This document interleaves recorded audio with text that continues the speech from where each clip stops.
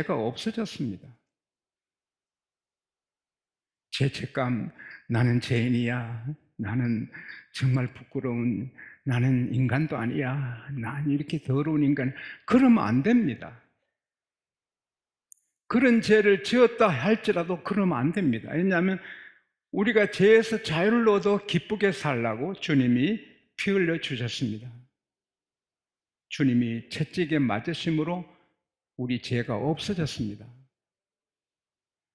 이사야 53장 6절에도 우리는 다 양 같아서 각각 제 길로 갔지만, 따라합시다. 하나님께서 우리 모든 죄를 주님에게 담당시키셨다. 하나님께서 자기 우편에 계신 주님을 이 세상에 죄를 속하는 어린 양으로 보내주셔서 예수님이 십자가에서 피 흘리심으로 우리 죄가 없어졌어요. 시편 49편 7절 8절 아무도 자기 형제를 구원하지 못하며 그를 위한 속전을 하나님께 바치지도 못할 것은 그들의 생명을 속량하는 값이 너무 엄청나서, 따라합시다. 너무 엄청나서 영원히 마련하지 못할 것이라. 죄값을 속량할 수 없는 거예요. 죄값은 엄청나서 계산도 못하는 거예요. 그래서 한 사람이 영원히 살아서 영원히 돈을 벌어도 속량할 수 없는 거예요.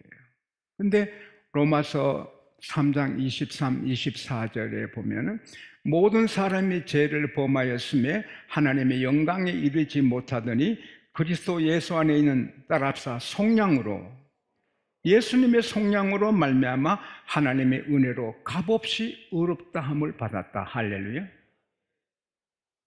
돈으로는 여러분과 저의 죄값을 속량할 수 없어요. 왜냐하면 아담부터 모든 사람이 지은 죄가 우리 피에 흐르고 우리가 지은 죄도 많아요. 그 더러움은 어떻게 할 수 없어요. 우리 침이 깨끗하죠. 이렇게 치료하는 강선이 있고 치료하는 약도 있고요. 좋은 게 많거든요. 안 좋은 것도 있지만, 그래서 저희들이 어릴 때 모기한테 물리면 약이 있나요? 폐 낫는다고요. 침이 정말. 그래서 예수님도 소경 눈 띄울 때 침 뱉어서 흙을 깨서 발라주잖아요. 그러나 저 교회 앞에 항아리를 하나 두고 여러분 가시면 다 침을 뱉었다 합시다.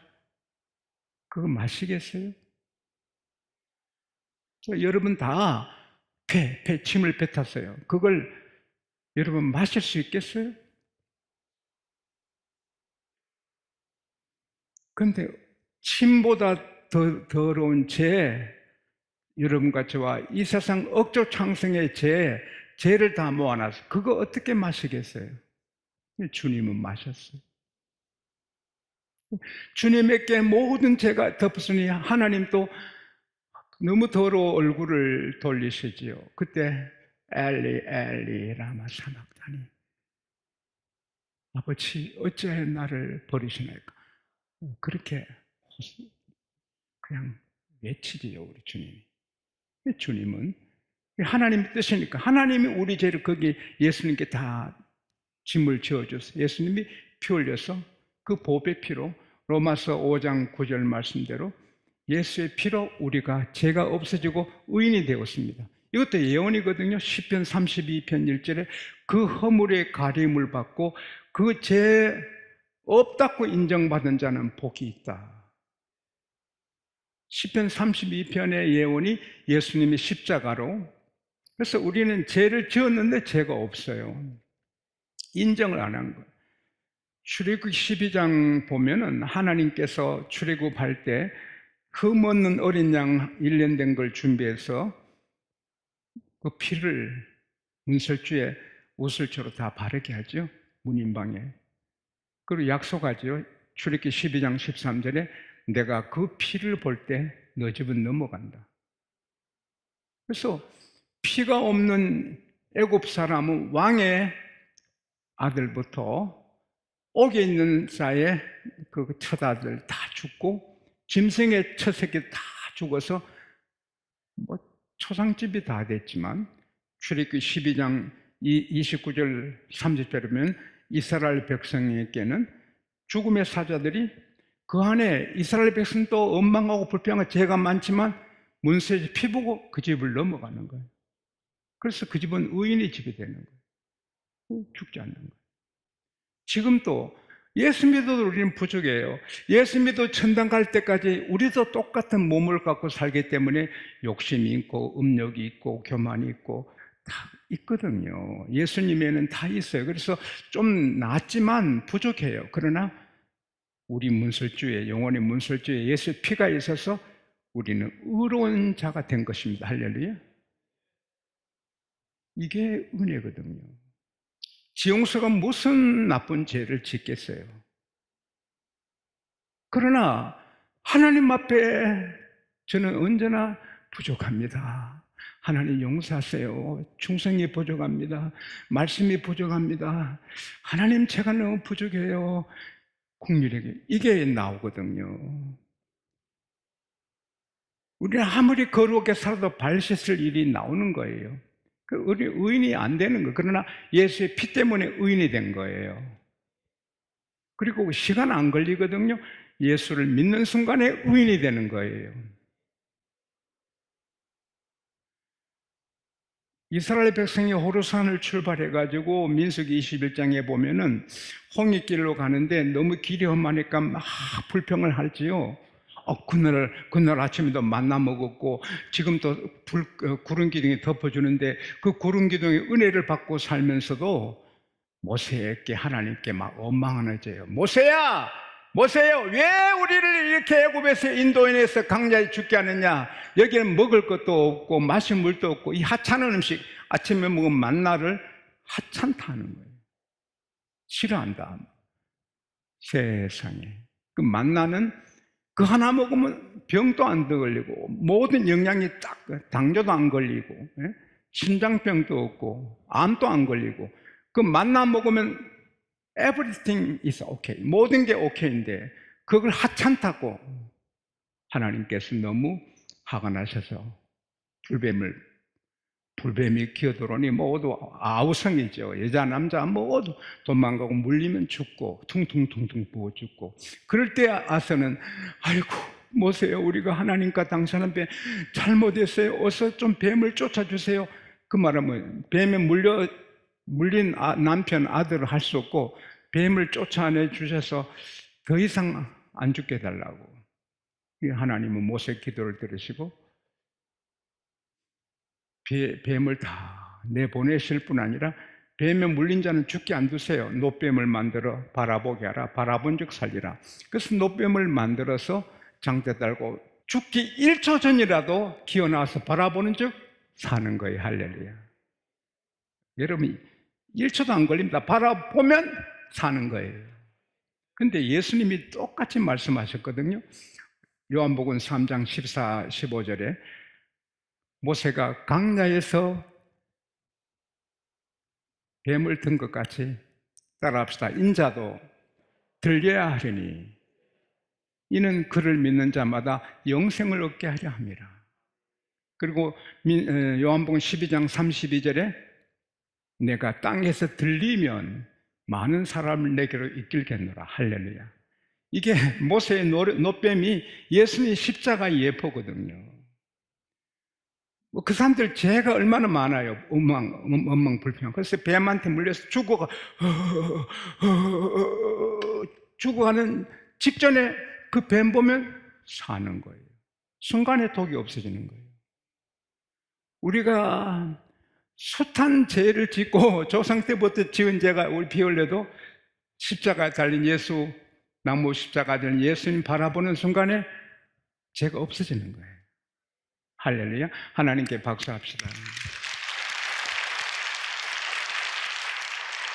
따라합시다. 나는 의인이다. 양심은 의인이 아니에요. 아이고 그런데 하나님은 의롭다. 로마서 8장 33절에 내가 의롭다 한 자를 누가 고발하요? 하나님이 의롭다 했는데 누가 고발해요? 우리는 이 큰 복을 받았어요. 앞으로도 사람의 삶은 몸에 아무리 깨끗하게 살아도 때가 끼듯이 땀이 묻고 하듯이 아무리 목사님, 장로님 여러분이 거룩한 길을 가도 부족합니다. 날마다 씻을 죄가 있어요. 그래도 로마서 8장 1절, 2절 말씀대로 따라합시다. 정죄함이 없다.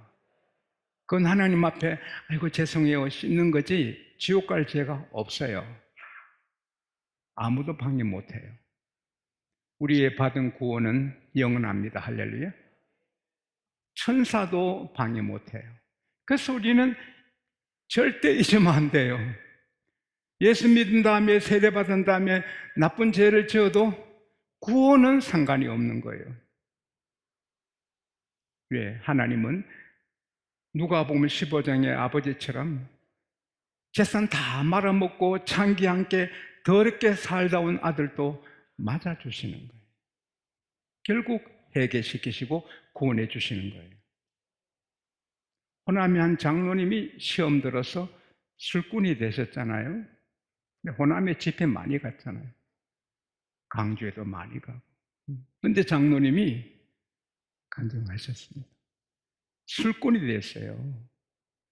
하루도 술집에서 술 마시는데 그 부인 주인이 오더니 여기 예수 믿는 사람이 있죠. 제발 가주세요. 제발 가주세요. 사람들이 술집에 무슨 예수병이 있는가? 그런데 그 안주인이 장로님을 보고 제발 가주세요. 장로님이 나는 술꾼인데 교회 안 다닌 지가 10년 넘는데 좀 가주세요. 안에서 구다는데 구다는 무당이 술집에 예수 믿는 사람이 있는가 봐 신이 안 내린다고 좀 보내달라고. 그래서 장로님이 자리를 뜨고 나오는 거예요. 모든 사람이 보는 거예요. 그래서 어느 고목나무 아래 앉아가지고 하나님 나 술꾼입니다. 교회 떠난 지 10년 넘었어요. 나는 술꾼인데 뭐 아직도 내게 성령이 계십니까? 야, 너는 내 아들이다. 내가 너를 사랑한다. 그래서 그 밤에 그는 하나님의 사랑에 빠져서 울고 기도하고 교회로 돌아왔죠.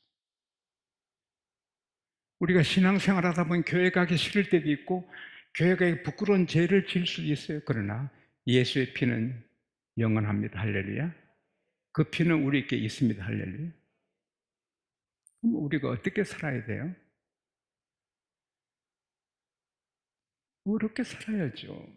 예수의 피로 구원받고 의인 됐는데 이제는 생활이 의가 따라가도록 노력해야죠. 또 주님을 십자가에 못 박는 일은 안 해야죠. 주님이 피 흘리셨는데 그게 쉽거든요. 어렵잖아요. 아주 쉬워요. 시편 119편 6절에 내가 주의 말씀에 주의할 때 부끄럽지 않다.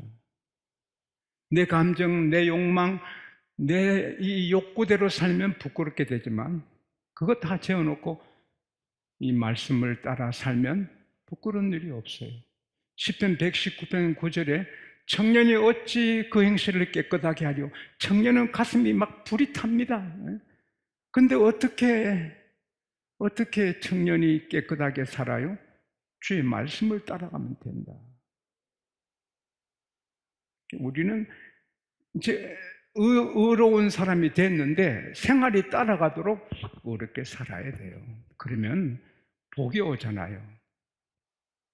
우선 의인이 되면 하나님이 같이 하시고 담대하죠.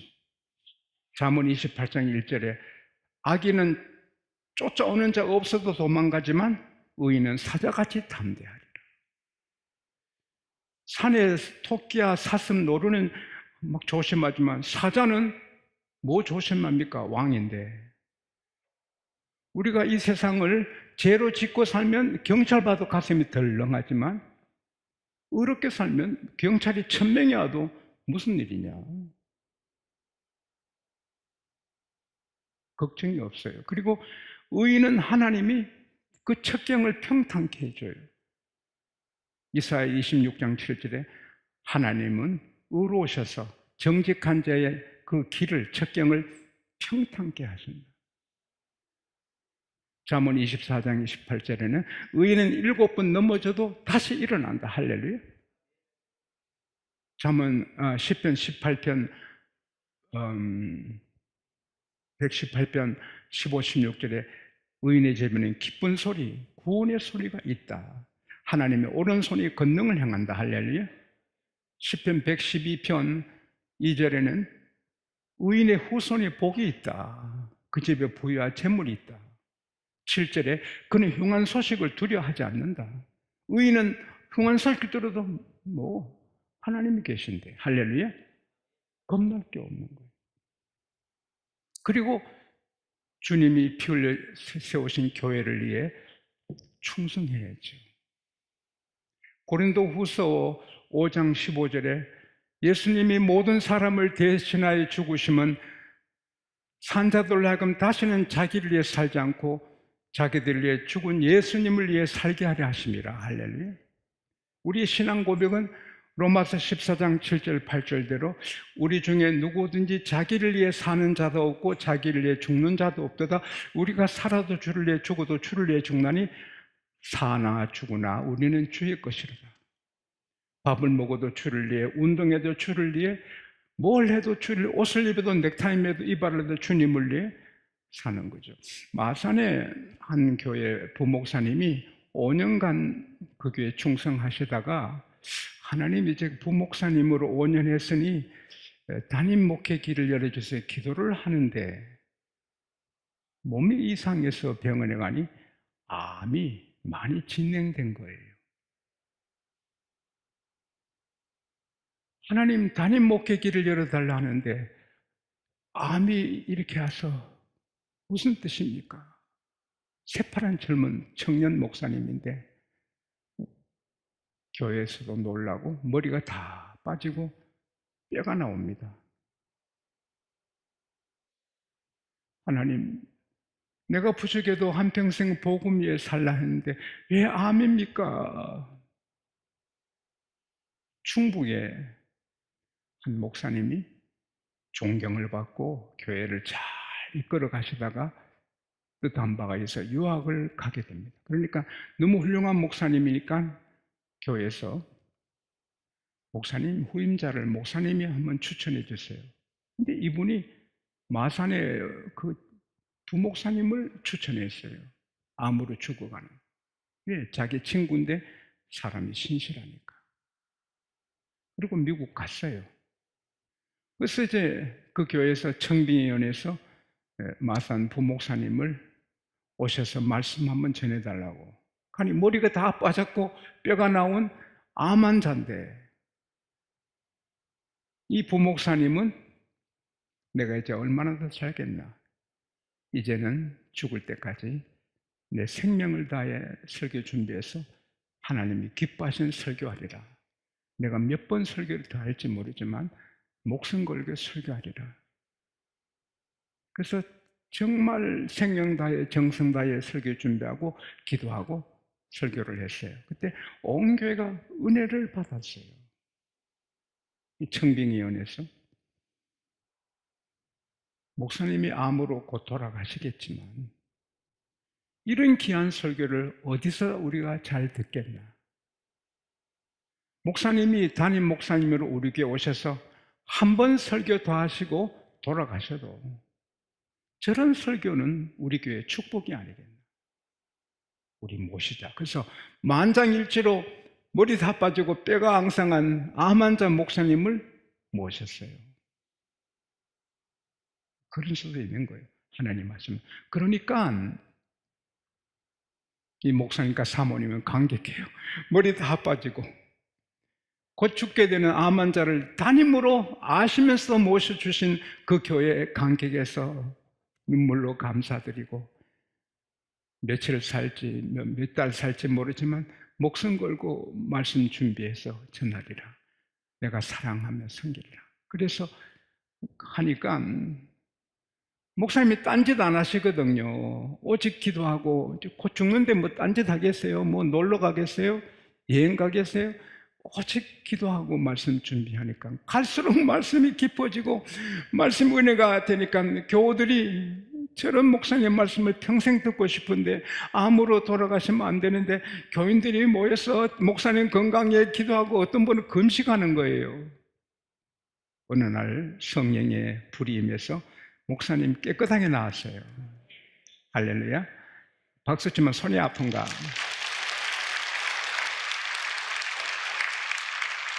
그래서 교회가 일어나고 기쁘고 목사님도 춤을 추고 하나님의 계획입니다.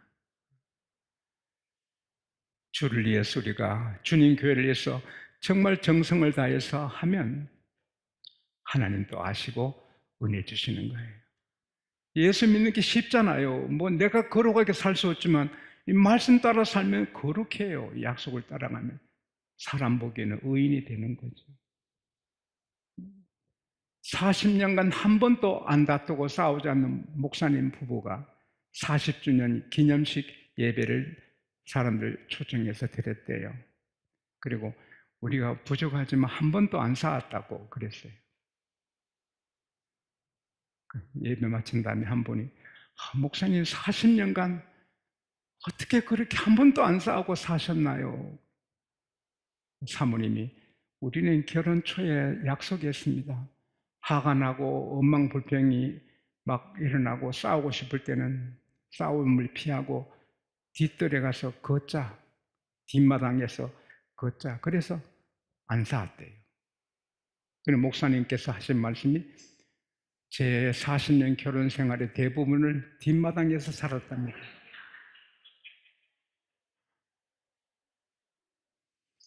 비록 뒷마당에 살아도 약속을 지키니 안 싸우는 거예요. 우리가 뒷마당이 있어요. 욕심도 있고 음욕도 있고 돈을 탐하고 이선적이고 우쭐해지고 남한테 좀 잘 보이기 싶고 그러나 그런 게 있음에도 불구하고 이 약속을 지키면 의롭게 되는 거예요. 할렐루야. 그리고 교회를 위해서 살면 주님이 다 보시거든요. 저도 우리 교회 떠나가셨지만 계속 그분의 가족을 위해 이름 부르고 기도하는 가정들이 몇 가정이 있거든요. 한 가정, 두 가정, 세 가정, 네 가정, 다섯, 여섯, 일곱, 여덟 가정이 있거든요. 왜? 제게 너무 헌신을 해주셔서 그 은혜를 갚아야죠. 고마워서 하루도 주일만 빼고 매일 기도하지요. 축복하고. 그분들은 모를 거예요. 나는 하는 거예요. 사람도 내게 잘해주면 고마워서 뭐 해주고 싶어요. 하물며 하나님이시겠어요? 누가 먼저 죽게 드려 갚으심을 받겠느냐?